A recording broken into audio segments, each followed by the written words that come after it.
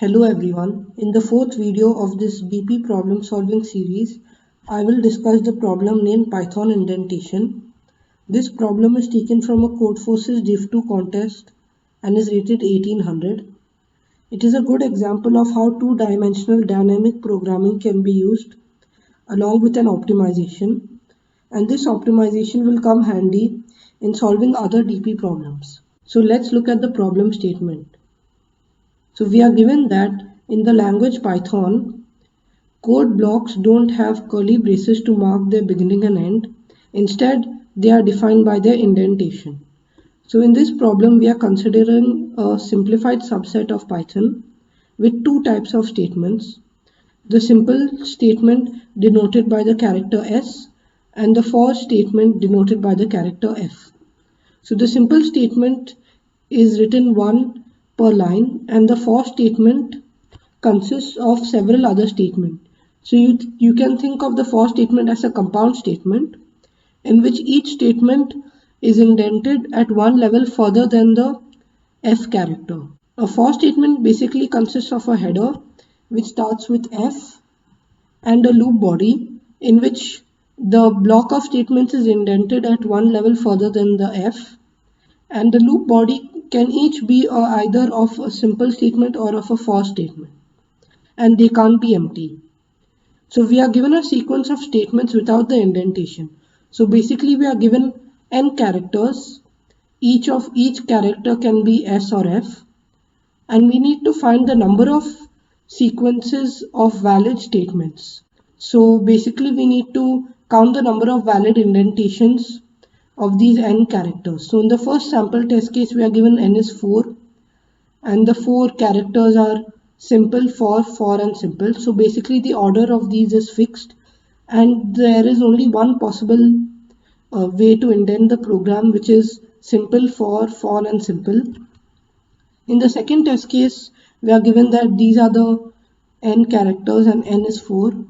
So in this case, we are given for, simple, and there are only two ways to indent this program. So we can either have for and then at one indentation we have simple, at one indentation we have for, and at the next indentation, so basically at indentation level 2 we have a simple statement.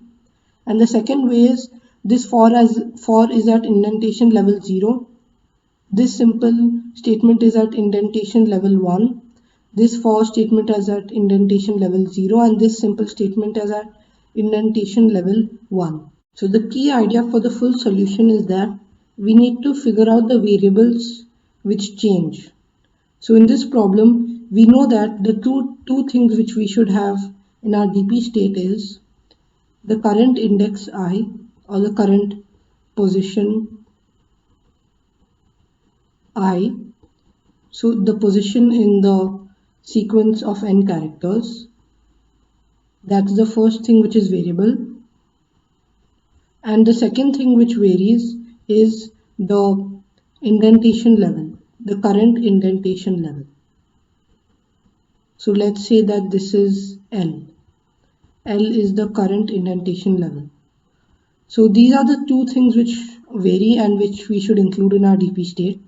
And the idea is that if our current state is IL, then there are only two possible options. In the first option, the first case would be the current statement is, or the ith statement is,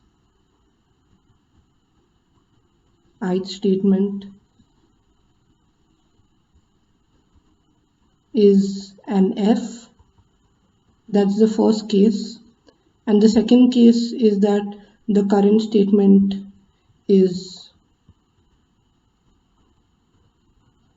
so the ith statement is a simple statement.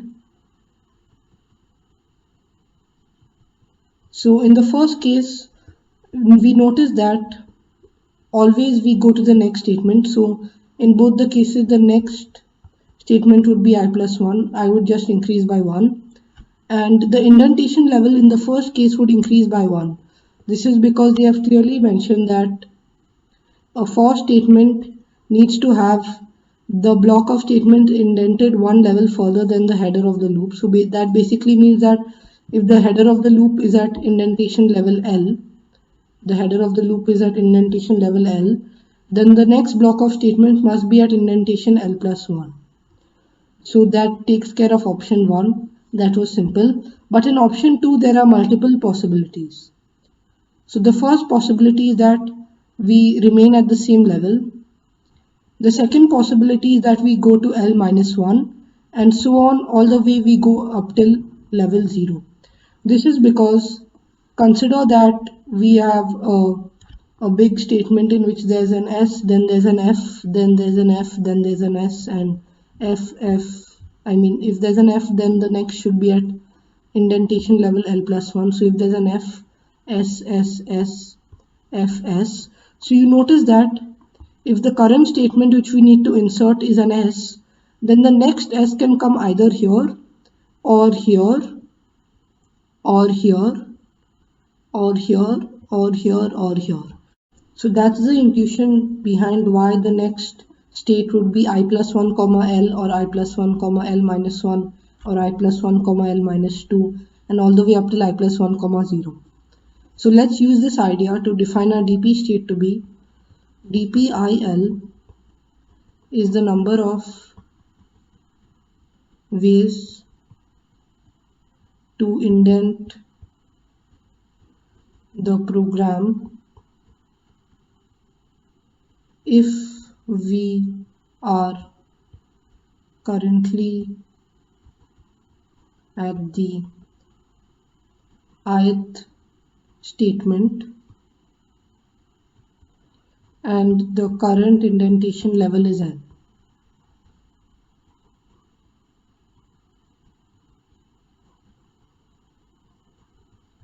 So as we noticed, there were two options.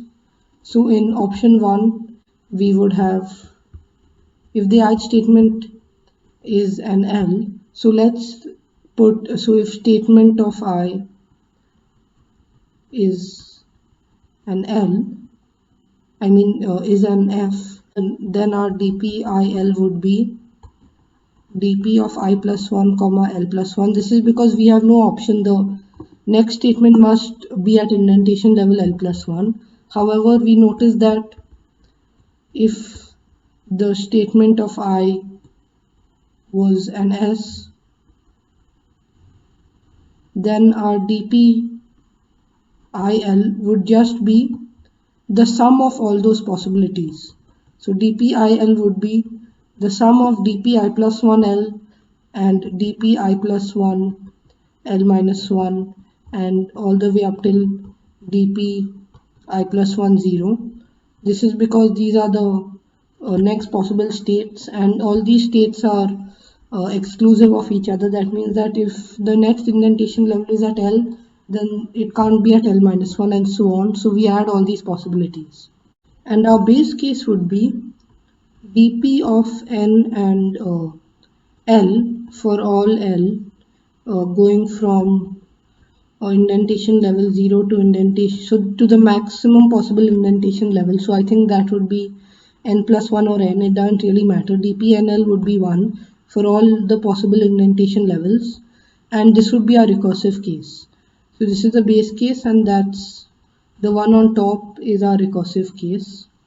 And so far we can see that the solution has a time complexity of n into n. This is because n square states and n time transition for each state, and this means that our time complexity is n cubed.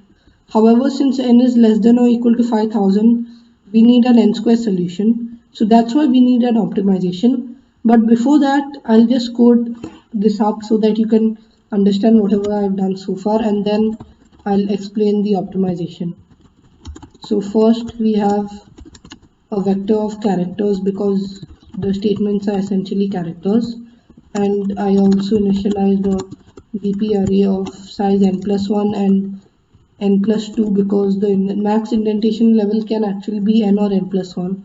So just for safety I put it as n plus 2, and then I'll initialize all dp values to be, so all dp n j. So actually let's put this as L. So all dp and L for all possible valid L would be 1, and then we also need to evaluate our dp values in the reverse order. So for all I going from n to 1, again in this case we need to evaluate our dp values in the reverse order because dpi depends on dpi plus 1.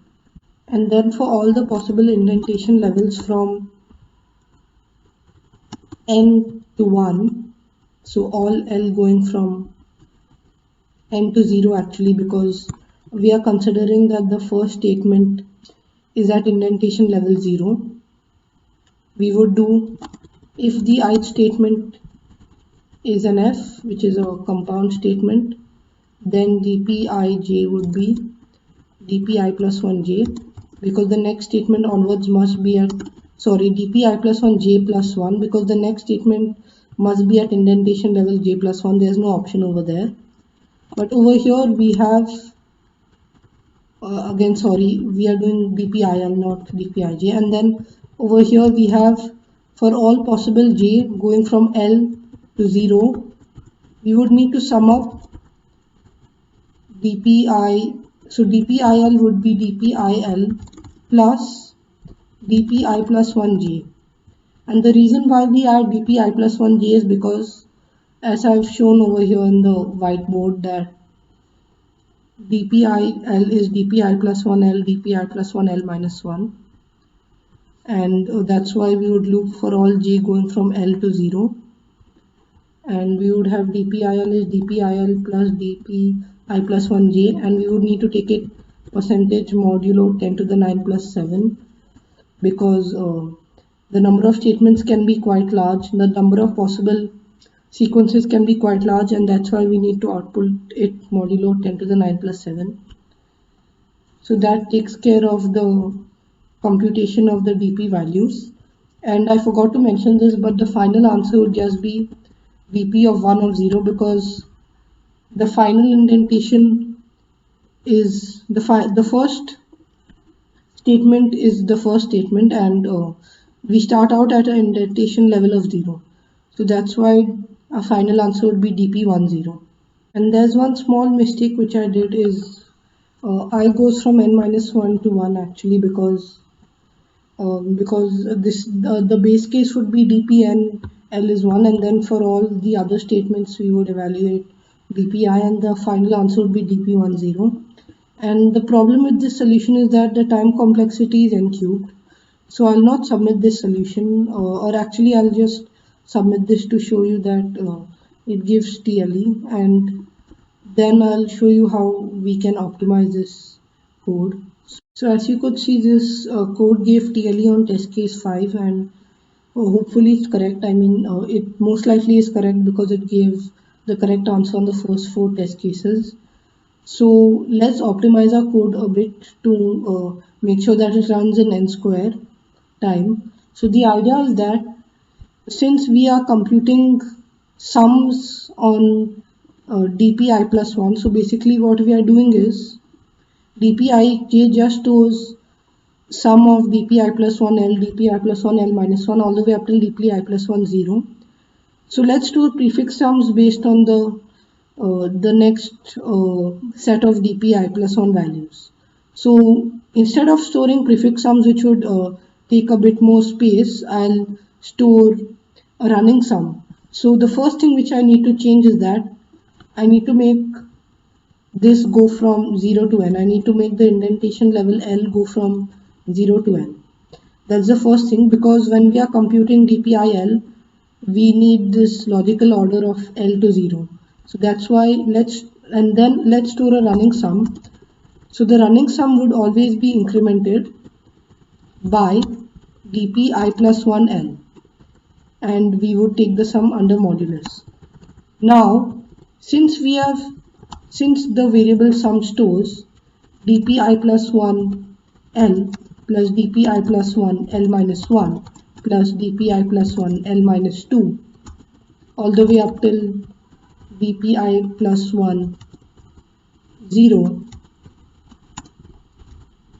In the second case, we would not need to run this whole loop again. We would not need to go from j goes from L to 0 because we already have that value stored in sum. So basically this would just be sum. And it should be clear why this works, and the reason why it works is because we are maintaining this condition. This invariant is being maintained that sum stores dpi plus 1 L, dpi plus 1 L minus 1 and all the way up till dpi plus 1 0, and that's exactly what we want in case 2. So this code is the full code, and let's just submit it to see that it gets accepted. And this optimization of reducing the time taken to so as you can see, this got accepted, and this optimization to reduce the transition time is useful in another problem which I'll be discussing in the next video.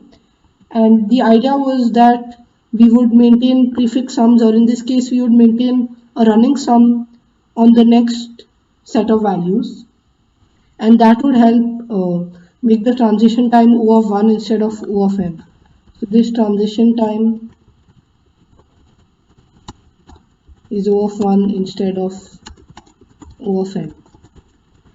So I hope you liked this fourth video in which I expanded our knowledge of 2D DP to include a prefix sum kind of optimization.